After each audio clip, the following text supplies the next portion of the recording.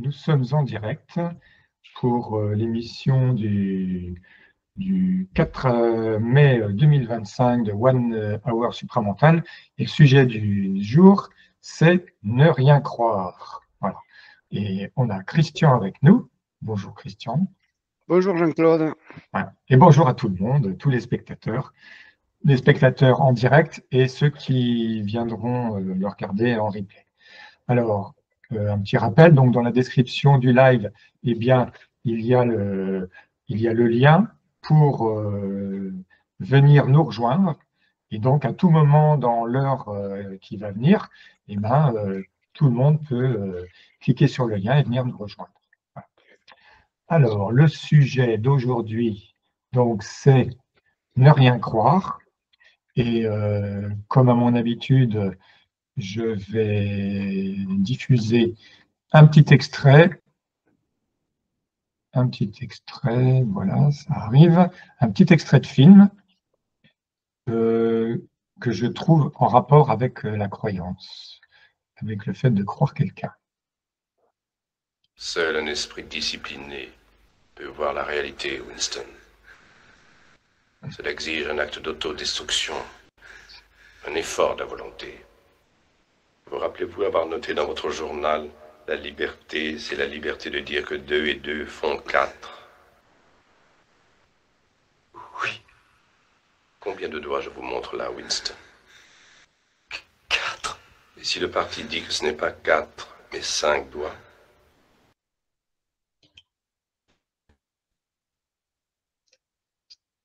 Voilà, et si le parti dit qu'il n'y a pas 4 doigts, mais il y en a 5, eh ben, qu'est-ce qu'on doit croire? Qu'il y en a 4 ou qu'il y en a 5?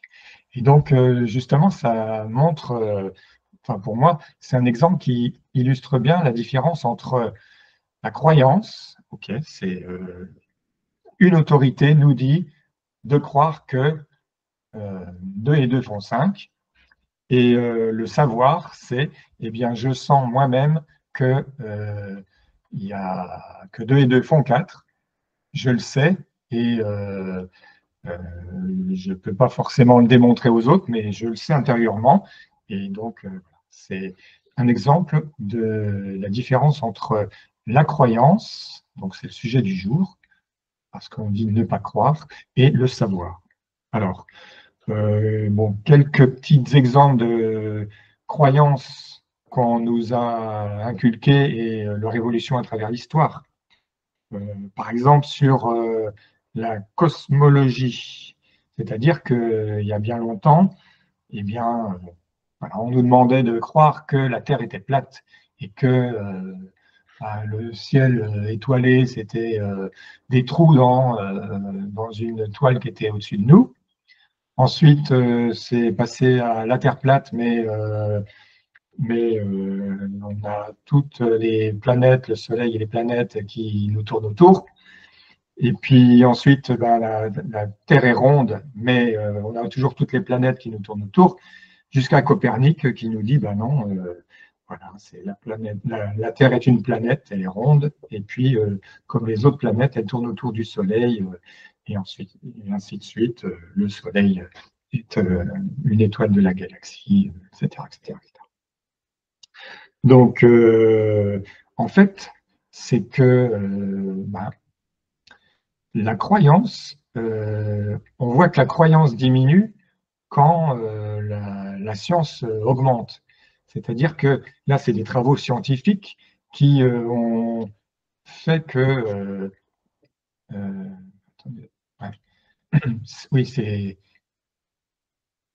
des travaux scientifiques qui ont permis à l'humanité de dépasser cette croyance-là. Bon, je peux vous en citer bien d'autres. Que bon, dans certaines peuplades, il y a un moment, et ben, quand le soleil se couche en fin de journée, ben, il faut le prier pour que il se lève le lendemain matin. C'est qu'est-ce que je veux dire? Enfin, oui, c'est bon. il y a un sujet qui est un peu chaud là, c'est la religion. C'est-à-dire que, c'est-à-dire qu'on a, dans l'histoire de l'humanité, ben, on a des religions qui nous ont donné un système de croyances auquel il fallait adhérer. Et puis, ben, ce système de croyances s'est modifié au cours du temps. C'est-à-dire que, si je peux me permettre, alors, eh bien, il y a vraiment très très longtemps, le système de croyance de la religion s'adressait un peu à des brutes épaisses qui, enfin, quand il y avait les massues, les hommes s'expliquaient à coups de massue. Bon, il fallait leur donner quelques petits principes pour être un peu moins dangereux. Et puis, petit à petit, ces principes se sont affinés. Bon, ça, c'est mon point de vue sur la religion et les différentes croyances qu'il y a eu. Ah, Jean-Luc nous rejoint. Bonjour, bonsoir Jean-Luc. Salut Jean-Luc. Bonsoir à tous. Ok. Bon. Et puis donc, ben, alors, le dernier exemple, eh bien, ça a été dans la gestion du Covid. C'est-à-dire que quand la France n'avait pas encore de masque à sa disposition, eh bien, la croyance relayée par les médias, c'était ben, les masques ne servent à rien, donc on n'a pas besoin d'en mettre. Et puis finalement, quand la France elle a commandé, elle a reçu ses masques, eh ben, les masques sont devenus obligatoires et la nouvelle croyance, c'était, eh bien maintenant, pour, pour vous protéger du Covid, eh bien, il faut mettre des masques. Donc là, on a vraiment eu en quelques semaines un changement de croyance à 90 degrés, enfin à 180 degrés. Donc ça, c'est le dernier exemple très récent que moi j'avais particulièrement noté et particulièrement apprécié sur le coup. Voilà.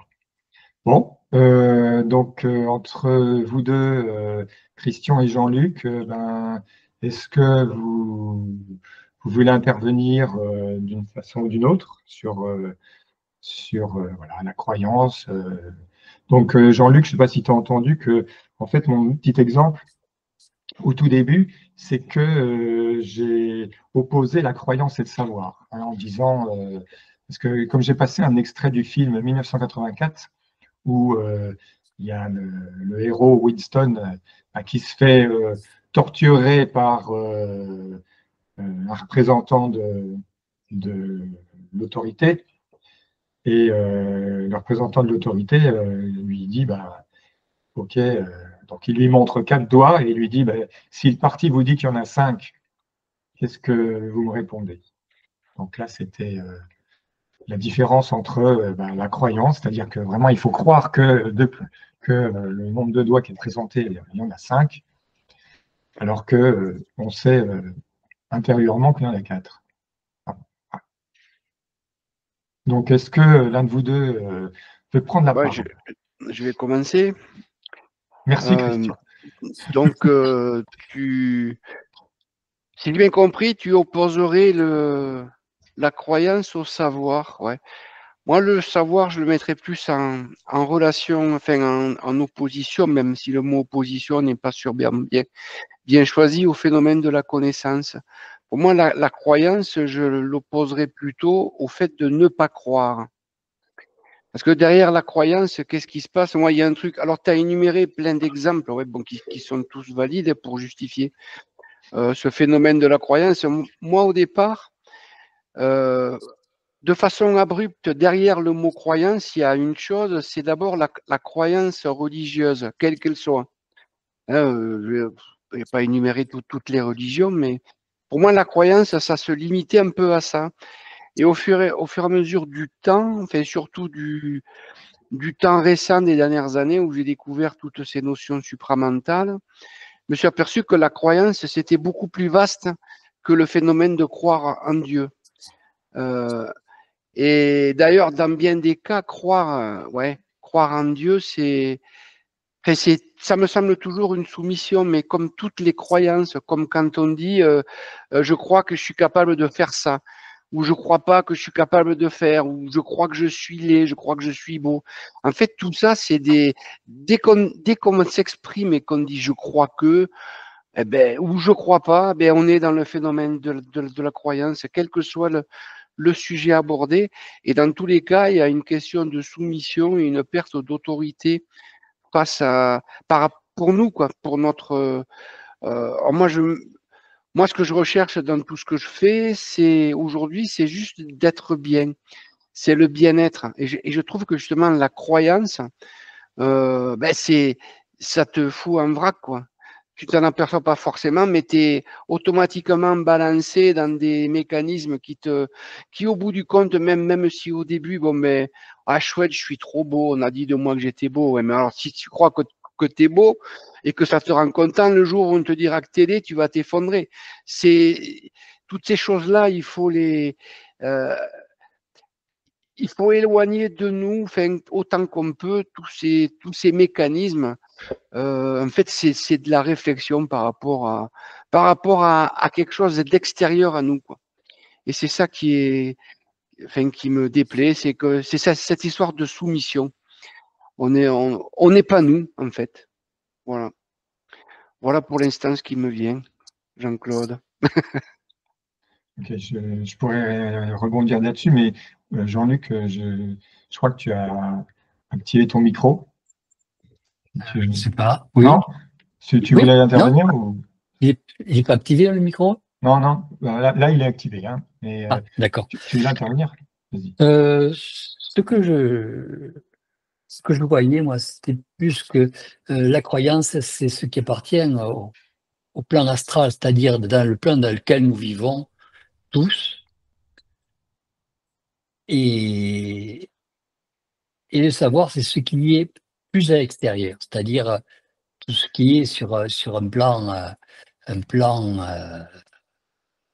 comment dire, un plan éthérique, un plan de créativité. La croyance existe à partir du moment où, on pourrait dire, où il y a de la polarité. Dès qu'il y a polarité, il y a croyance. Dès qu'il y a croyance, il y a polarité. Et la croyance remplace complètement la volonté.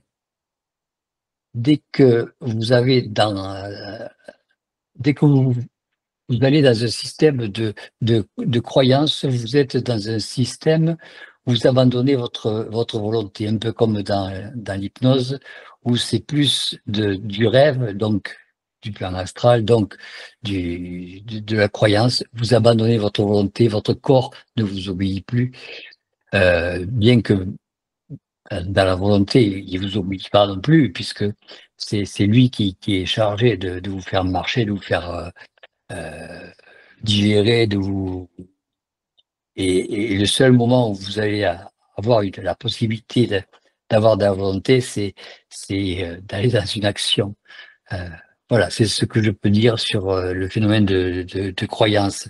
C'est que en général, on pourrait dire qu'on a 98% de croyance, même 99% de croyance. Chaque fois que on pense qu'on est bien, chaque fois qu'on pense qu'on est mal, chaque fois qu'on pense que c'est le moment, ou c'est toujours basé sur de la croyance, c'est jamais sur de la certitude. Voilà ce qui me vient pour l'instant. Ok, Jean-Luc. Ouais. Je reprends ce que disait Christian, c'est le fait que, effectivement, quand on a une croyance, eh bien, on remet comment je peux dire, on remet son, son autorité dans les mains de quelqu'un d'autre. Et donc là, c'est-à-dire que, on va dire, si je prends l'exemple des parents avec un enfant, bah, l'enfant, au début, il ne connaît rien de la vie, et donc enfin, il croit tout ce que ses parents lui disent. Et les parents, donc, l'éduquent, entre guillemets, c'est-à-dire lui font passer leurs croyances à eux, ils les font passer à leurs enfants parce que ce sont leurs croyances qui leur permettent de vivre dans notre société. Et suivant le type de société où l'on vit, on n'a pas les mêmes croyances, mais ces croyances, elles sont nécessaires, enfin, au tout début, pour vivre à l'intérieur de cette société, de ces structures. Et donc, au fur et à mesure que l'enfant est bien grandi et acquiert une autonomie, acquiert du discernement, une faculté de raisonner, etc., et bien petit à petit, enfin, il peut éventuellement remettre en cause certaines croyances, les croyances de ses parents, les croyances de, de ses camarades, certaines croyances de professeurs, et ainsi de suite, et ainsi de suite.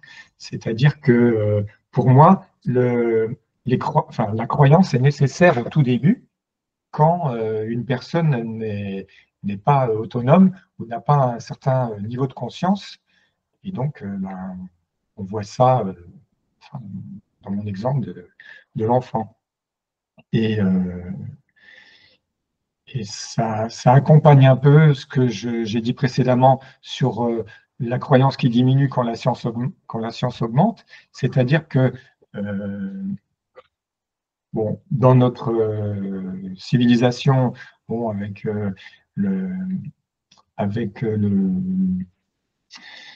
depuis Jules Ferry que voilà, l'école est obligatoire, donc les individus vont à l'école et petit à petit développent leur mental, leur capacité de réflexion.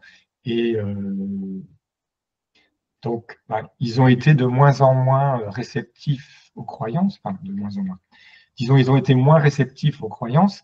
Et avec les générations actuelles, où là, on va dire, depuis que certains philosophes ou certains penseurs, il y en a un qui est vraiment très connu dans le domaine, c'est Krishnamurti. Il a dit n'ayez aucun maître, c'est vous, vous êtes votre seul maître. Donc, arrêtez de croire tout ce que les autres ont dit et puis à vous de faire votre vie. Eh bien, ces principes-là, ils ont été un peu propagés beaucoup dans les sociétés, au point que maintenant les jeunes générations remettent en question vraiment à la fois l'autorité des parents, à la fois on va dire, des maîtres à penser, l'autorité de toutes les structures qui encadrent l'individu, au point que ce que l'on voit, c'est la croyance, et c'est aussi le ciment qui relie, qui lie notre civilisation. Parce que si on n'était pas tous à croire un certain nombre de choses, eh bien, la civilisation pourrait aller vers le chaos. Voilà. Voilà, voilà. Il y a un petit truc qui me fait penser à quelque chose, c'est que l'autorité, on a la sensation que c'est ce qui va nous dégager vers la croyance. Parce que à partir du moment où on a une soumission à l'autorité, on se dirige vers la croyance. C'est un petit peu comme si on prend le supramental et qu'on écoute tout ce que disait Bernard.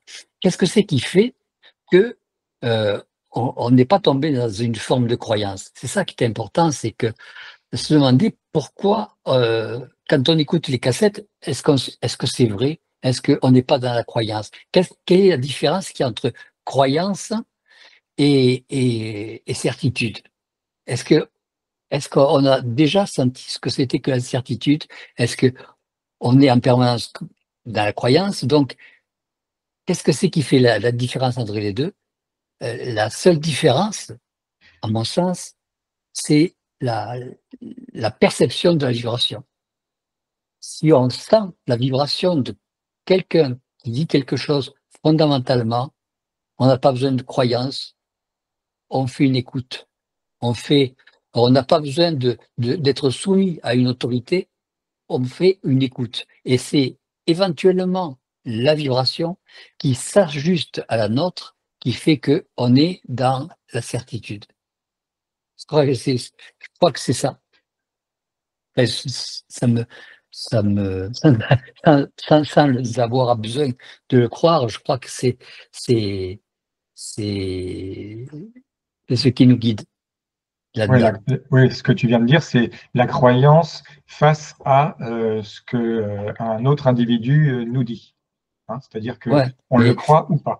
Et on- alors, on- plutôt que de le ouais, croire ou pas, toi tu dis, bah, voilà, c'est si l'on ressent la vibration de cet individu, enfin, ou si les deux vibrations sont accordées, eh bien, ça peut mener sur le fait que on est certain, c'est-à-dire qu'on sait que ce qui nous dit, c'est vrai, quoi. c'est vrai. Parce que sinon, quand on écoute les cassettes où il n'y a pas beaucoup de vibrations, même pratiquement plus du tout, pour supporter un petit peu ce que donnent les enseignements de Bernard, euh, il n'y a plus de vibration, il n'y a plus que de la croyance. C'est pour ça qu'il y a beaucoup de gens et de jeunes notamment, qui nous disent ouais, tout ce que vous racontez, c'est bien joli, mais c'est pas plus que la Bible, c'est pas plus ni moins que les grands penseurs, c'est pas plus ni moins que Krishnamurti, c'est pas plus ni moins qu'autre chose. Qu'est-ce que c'est qui fait la différence? Et c'est à ces questions-là qu'on peut répondre. Ce qui fait la différence, c'est la vibration. C'est le fait de ressentir quelque chose en soi. Et si on ne ressent pas quelque chose en soi vis-à-vis de ce qui est dit, ben, on n'a pas besoin de le croire. C'est pour ça qu'on a mis en place des entretiens, des entretiens en live, en présentiel, plutôt que de faire de l'interface où on ne sent pas la vibration, où on ne sent que des affirmations ou que des expériences ou des extraits d'idées ou d'imagination. Oui, mais alors, il faut que je la continue, cette émission ou pas? Voilà, ce que je peux me dire. Mais bon. Mais Non, mais là, en fait, on se oui, rencontre bien. C'est un, comment dire, c'est un élan à se rencontrer, c'est tout. oui, parce que pour moi, c'est un peu remettre au goût du jour ce qu'on a entendu dans les cassettes et autres. C'est-à-dire que chacun l'a compris à sa façon. Et puis, justement, c'est si on a perçu la vibration de telle cassette ou telle autre, eh bien, ça nous permet éventuellement d'en reparler nous-mêmes avec nos propres mots euh, Mhm. Mais c'est parce qu'on l'a senti en écoutant la cassette que on est persuadé de la réalité de la chose. C'est pas parce qu'on l'a écouté, c'est parce qu'on a senti quelque chose qui nous a déclenché, qui nous a ouvert. Clac. Il y a quelque chose qui nous a ouvert les yeux et parce qu'on l'a senti à l'intérieur. C'est pas parce que ça nous a été entendu. C'est ce oui, que je veux exprimer. oui, oui. Ouais. Et Dans le bon sens, évidemment. Mais dans la continuation de ce que tu dis, Jean-Luc, il y a en plus, pour ce qui me concerne, comme une expérience au quotidien, quoi. C'est-à-dire que ce qui m'a été arrivé d'entendre, que ce soit avec, enfin, quand on se fait nos réunions ou quand j'écoute Bernard, c'est qu'il y a un impact à l'intérieur de nous qui n'existe pas. Mhm. Parce que moi, j'ai été chrétien pendant. Bon, voilà. Donc là, il fallait croire, quoi. Il fallait obéir au dogme. Alors que là, il n'y a pas d'obéissance. Il se passe quelque chose. C'est-à-dire que très fréquemment, tous les jours, il y a quelque chose qui vient en moi et qui complète ce que je vois, ce que j'entends, pour ajuster les mouvements qui s'effectuent autour de moi dans mon existence. Et ça, je sais que ça n'existait pas avant. Et c'est toujours quelque chose qui repose sur, qui moi, pour ça que j'en ai parlé tout à l'heure, qui me met tout le temps dans la paix. Et quand il y a un mouvement un peu agressif qui vient aux alentours, pas forcément contre moi, mais j'ai tout qui se calme en moi. Enfin, je sais pas l'exprimer. Il y a toujours un message qui me vient. C'est pas une voix que j'entends dans la tête. C'est une certitude, un truc.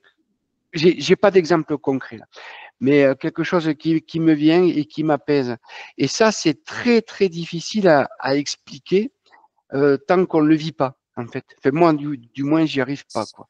Peut-être parce que ça parle de quelque chose de tellement vaste que comme nous, on est totalement fini, c'est un peu compliqué pour moi d'exprimer ça, mais je ressens des choses en moi qui n'existaient pas avant, quoi. Et ça se traduit par une paix et un calme au quotidien. C'est le premier des gains que je ressens de toutes nos rencontres qu'on a pu faire, que ce soit là ou ailleurs, et de toutes les cassettes que j'ai écoutées de BDM dont tu parlais tout à l'heure. Ouais, et je rajoute mon petit grain de sel, c'est-à-dire que j'en ai déjà parlé lors de l'émission sur l'intuition, c'est que oui, moi, sur les choses que je sais, dont je suis certain, bon, bah, j'ai un petit signal interne, c'est un frisson dans la colonne vertébrale, et, et donc, bah là, par exemple, j'en ai un, voilà. Et donc, et je sais que à ce moment-là, soit ce que j'entends, soit ce que je dis, eh bien, j'en suis certain. J'en suis certain, c'est comme ça, c'est la réalité pour moi. Ça. Donc, donc c'est bien quand on a un signal. Donc la paix pour Christian. Moi j'ai mon petit frisson et toi Jean-Luc, tu as un signal pour. Moi, j'ai pas de signaux, non. Parce que comment tu pourrais dire, c'est-à-dire que quand tu as une certitude là comme ça, t'as pas un phénomène physique qui se déclenche et qui témoigne du fait que, voilà, ça, t'en es sûr, c'est sûr et certain. Parce que j'ai pas besoin de le croire. Que ce soit vrai ou que ce soit pas vrai, je m'en fiche. J'ai pas besoin de le croire. C'est comme ça. C'est euh, c'est du certain pour le moment. Peut-être que dans 3 ans, dans 10 ans, ce sera pas certain, ce sera autre chose, ou ça aura été dépassé, ou ça aura été transformé. Mais non, on peut pas dire que ce soit qu'il y ait quelque chose qui se passe. C'est un peu comme me disait Christian, c'est vraiment très difficile d'arriver à déterminer une sensation.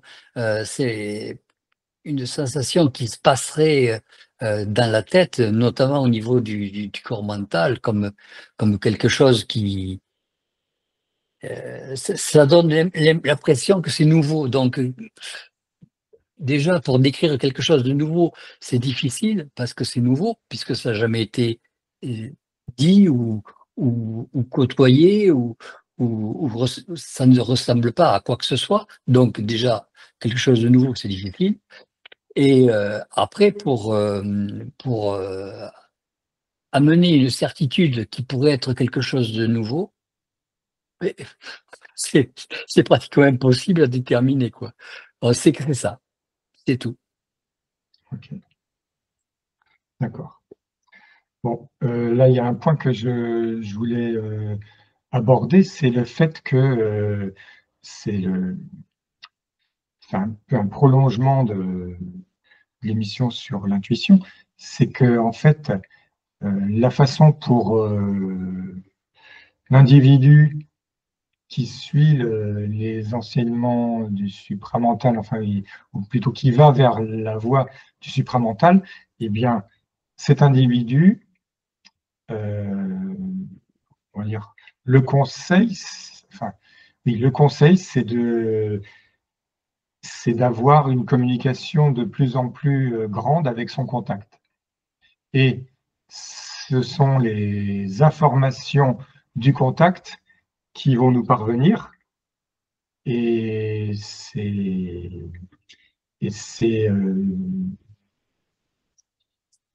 et c'est ça qui nous donne une source d'information, on va dire, de premier choix. C'est-à-dire que Ouais, mais le contact, pour savoir est-ce que c'est le contact, est-ce que c'est pas une entité informée, est-ce que c'est pas euh, c'est ça la différence, c'est que c'est toujours quelque chose d'extérieur. On ne peut s'appuyer que sur quelque chose d'intérieur, que sur quelque chose de nous, jamais sur quelque chose d'extérieur. Sinon, c'est toujours une croyance, parce que on ne saura jamais si ce qui est à l'extérieur, c'est vrai. Euh, ou est-ce qu'il faut le suivre, est-ce qu'il ne faut pas le suivre? On sera toujours dans une sorte de croyance, une sorte de, de soumission à quelque chose de plus grand. Parce que quand on parle de contact, on est toujours en train de dire, ouais, c'est mon contact qui l'a dit, donc ça y est, on se met à genoux. Mais attends, mais on n'a rien à foutre du contact. C'est pas ça le problème. Le problème, c'est que il faut être sûr de ce que l'on est, de ce que l'on sait, et non pas de ce qu'on va vous dire à l'extérieur. Parce que le contact, il peut vous, vous torcher la tête comme qui rigole, sans savoir. Si vous n'avez pas la certitude à l'intérieur de vous-même que c'est vrai ou que c'est exact, vous ne pouvez pas vous soumettre et croire à quelque chose d'extérieur. Et je pense que le contact, on ne peut l'avoir que quand on est sûr de ce que l'on est et non pas quand on est sûr de ce qu'il est. oui. Oui, en plus, c'est Bernard de Montréal qui disait que le contact, enfin, ou l'ajusteur de pensée, il va vous mettre à l'épreuve. C'est-à-dire que il va vous dire des choses qui, qui vont vous servir, et puis de temps en temps, il vous fait un croche-pied pour voir. Enfin, donc c'est vrai que s'il y a une quelconque source à l'extérieur, une source d'information à l'extérieur, et ben oui, on s'en remet à une nouvelle autorité, même si c'est censé être Une nouvelle quelqu'un religion. d'omniscient, enfin, voilà, quelqu'un qui sait tout et tout. Mais bon, c'est pas, il n'a pas forcément envie de nous dire à chaque fois la vérité, ou enfin la vérité, de nous dire quelque chose de réel. Bon, vous voulez rajouter autre chose? Parce que C'est là, pas j'ai. Ouais. le contact, l'histoire du contact, c'est vraiment, faut vraiment être séparé de la religion, déjà pour savoir ce que c'est que, que l'extérieur. Parce que on ne sentira le contact que quand on se sentira soit en harmonie avec ce qui est dit à l'extérieur, que ce soit le contact, que ce soit un extraterrestre, que ce soit n'importe quoi. On n'est pas là pour être soumis, on n'est pas là pour être euh, assujetti à quelque chose. On n'est pas là pour être, pour être dans la croyance. On n'est pas là pour être un poisson qui se fait tirer par le pêcheur. On est là pour savoir ce que l'on est. Mm. C'est notre certitude qui doit s'affirmer, et non pas le fait que la certitude soit à l'extérieur en disant ouais, ici il doit avoir une certitude plus grande que la mienne. Non, il n'y a pas de certitude plus grande que la vôtre, si ce n'est que c'est votre certitude et votre, euh, votre conscience de vous-même qui vous permet de pouvoir faire du tri. Ouais. Mais Ouais, c'est ce que oui, oui, mais j'en base. ouais, parce que après c'est voilà comment. Donc effectivement, c'est la conscience. Ouais, c'est le degré de conscience. Enfin, certains appellent ça le degré de conscience qui fait que on a de plus en plus de certitudes. C'est mais qu'est-ce qu'on doit faire euh, pour avoir de plus en plus de certitudes comme ça. C'est-à-dire que, Ouais. et puis aussi j'ai une question, c'est est-ce que le supramental est compatible avec la religion? Bah non. Non, il semble que non. Enfin, c'est pas, il semble que non. Mais pour revenir sur le contact, après pour la religion, on verra. Moi, je sais pas le décrire autrement qu'au travers d'une phrase que je vais dire, c'est que je sais, quoi. Mais des fois, je suis sûr d'avoir eu un contact et dans l'instant qui suit ou dans l'instantané, c'est-à-dire qu'au même moment, sans qu'il y ait de réflexion, je m'aperçois que ce que je prenais pour le contact était polarisé. Donc, c'est que ça n'était pas le contact. Mais à ce moment, au moment où je m'en aperçois, j'ai le contact qui s'est manifesté pour me dire, fais gaffe, fais gaffe.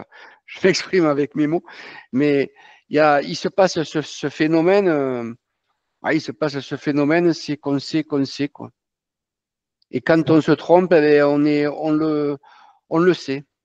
C'est un peu, je sais pas comment C'est la l'exprimer. certitude, ouais, c'est ça. C'est la certitude. Et la religion, mais c'est complètement incompatible, puisqu'une religion, tu es nécessairement soumis à une forme. Tu es soumis à un Dieu, à un bouquin, à une image, à une phrase que quelqu'un a dit. Et c'est le danger dont parlait tout à l'heure Jean-Luc par rapport à des gens qui pourraient interpréter les écrits ou les paroles de Bernard, qui pourraient se mettre à adorer Bernard. Ben, comme il disait lui-même, ils sont faits jusqu'à l'os, quoi. Mais non, c'est totalement incompatible. Le supramental n'est définitivement pas une religion. On peut y accéder ou pas. Alors, qu'est-ce qui fait qu'on y accède ou pas? Bon, il y a plein de. Quand je parle d'accéder, c'est pourquoi certaines personnes entendent Bernard parler et puis disent putain, mais c'est ça. Pourquoi? Et pourquoi d'autres comparent ça à une religion? Parce qu'ils sont eux-mêmes dans une forme de croyance ou qu'ils ont encore besoin de croire. On en revient au début de la discussion, là, sur ce que tu as lancé pour commencer le débat, Jean-Claude, où tu parlais de sociétés ancestrales qui avaient besoin effectivement d'être encadrées. Et c'est pour ça que la religion était très certainement utile pour casser le monde animal dans lequel vivait l'homme. Donc la religion a apaisé tout ça. Mais maintenant, la religion est complètement dépassée. C'est évident. Jean-Luc, Mais, tu voulais parler, je crois. attends, je rajoute un Oui. truc. Attends, excuse-moi Jean-Luc. C'est que, ok, la religion. Ou pour les enfants. Parce que, excuse-moi, je te coupe. Ouais, parce que tout à l'heure, tu as parlé des gens avec les massues, là. Ouais. Bon, les sociétés anciennes. Ouais. Et ensuite, tu as parlé un peu plus tard des enfants. Voilà, des parents et des enfants. Ouais, c'est très, très intéressant parce que hier, j'étais avec ma fille et ma petite fille, donc j'observais toute la mécanique. Puis moi, je suis le papy, donc je regarde tout ça avec un œil particulier, surtout maintenant. Et eh ben, c'est vrai que d'une certaine façon, le papa et la maman sont comme un dieu et une déesse aux yeux de l'enfant.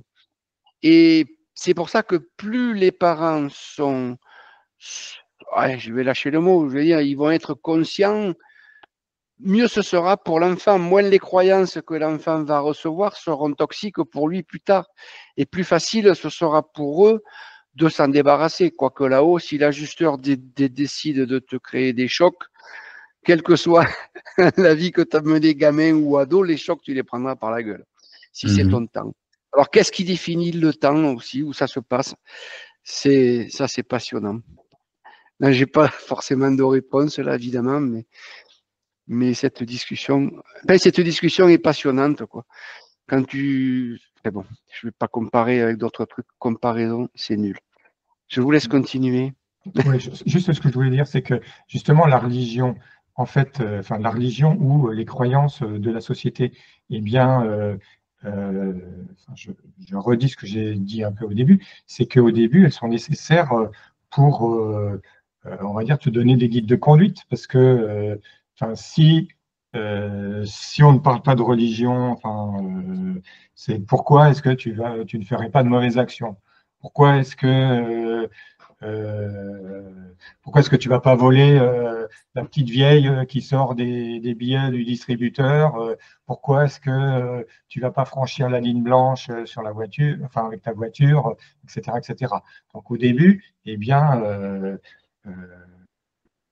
le- enfin, autant le guide de la religion que le guide de toutes les règles que tes ascendants, que ton entourage a absorbé de la société, du vivre ensemble. Et oui, tu vas faire. Enfin, eh bien, ça sert justement à la vie en société. Et puis, au fur et à mesure eh bien, on se développe et on développe notre conscience, eh ben, on n'a plus besoin on n'a plus besoin de, de ces systèmes de croyances. Mais au début, elles sont assez, enfin, elles sont, je vais dire indispensables. Ben, elles sont, pour moi, fortement conseillées. C'est-à-dire que un système qui serait complètement anarchique, hein, je vais peut-être me faire des ennemis, eh bien, j'ai du mal j'ai du mal à croire, ben, c'est une croyance, mais bon, j'ai du mal à croire qu'il sera pérenne dans le temps. Mais l'anarchie est un mode de croyance. À Ah, partir du moment où tu vas rejoindre, enfin après c'est ouais, là on mais va philosopher et ça aussi non, c'est non, de mais la croyance. non, mais c'est pour dire que les croyances, elles sont pas tirées du chapeau. C'est-à-dire que elles sont nécessaires au début, Ouais, on va pour dire de la jeunesse structurer de la l'humanité. société. Ouais, pour structurer la société, un peu comme l'enfant, on l'éduque pour lui donner les structures indispensables pour s'adapter, enfin pour pouvoir vivre dans la société. En fait, c'est un système d'autoprotection sociale, mais c'est La voilà, social, légalisation, ouais. sociétal. Ouais. Et s'il y a des lois aussi, c'est pour ça que il y a les notions de bien et de mal. On en pense ce qu'on veut dans le supra, mais au niveau purement planétaire, c'est sûr que ce sont des techniques des mises en place, des choses qui se sont mises en place petit à petit pour permettre un jour d'en arriver à ce qu'on discute tous les trois aujourd'hui et qu'il y ait des gens qui nous écoutent. Jean-Luc, vas-y, je t'avais coupé la parole, désolé, mais je voulais dire. C'était relatif à la religion. Je crois que euh, moi, ce que je trouve à mon sens, c'est que la religion, c'est toujours extérieur. Euh, le phénomène de la religion, c'est toujours un phénomène extérieur.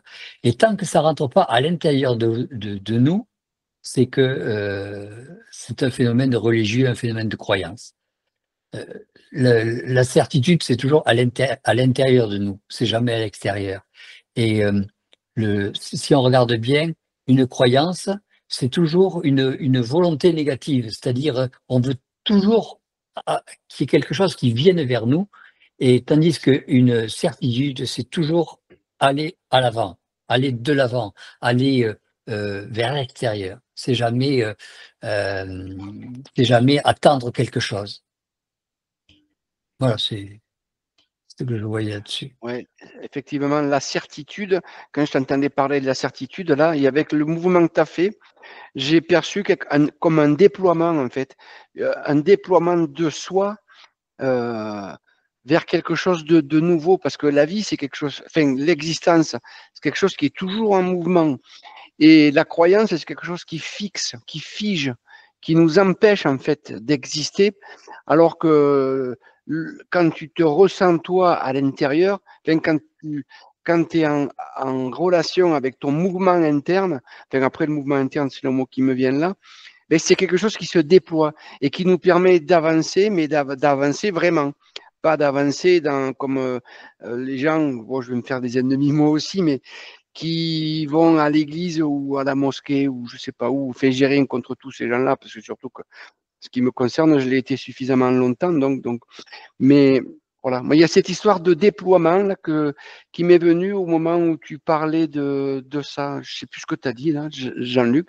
Tu as dit un mot, mais j'ai ressenti comme un être qui prend conscience de ce qu'il est. Je sais plus ce que tu as dit, mais ça m'a fait penser à ça. Voilà. Ouais.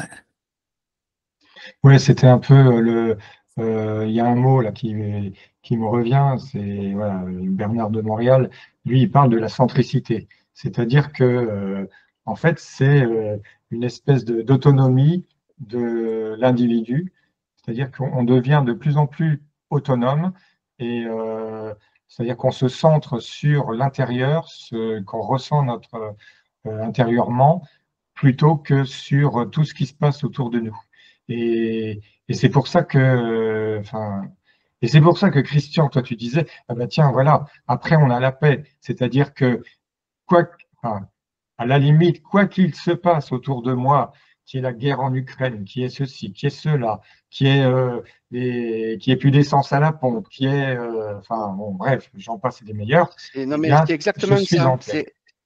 C'est exactement ça. C'est le fait. Alors moi, je vis pas effectivement de drame autour de moi, mais je suis sûr que je vis au quotidien depuis des mois, des années, des événements. Enfin, je le sais pour en avoir parlé, Je sais que je vis des événements, mais des trucs tout cons. T'as un pneu crevé. Le pneu de ta bagnole qui est crevé, il te faut partir, t'as ton pneu crevé. Avant, putain, je piquais la colère, je te dis pas les gros mots qui sortaient, quoi. Mais aujourd'hui, j'ai mon pneu crevé. Donc, et comme t'es pas énervé, en plus, ou très très peu, quoi, c'est à la marge. Tu vas avoir un pic émotif, mais qui va vite. Donc, t'as ton pneu crevé. Eh ben, tu vas prendre la bonne décision. Parce que la bonne décision, elle va venir parce que tu n'es pas énervé. Et comme tu n'es pas énervé, d'abord, tu n'énerves personne autour de toi, mais d'abord, tu t'énerves pas toi.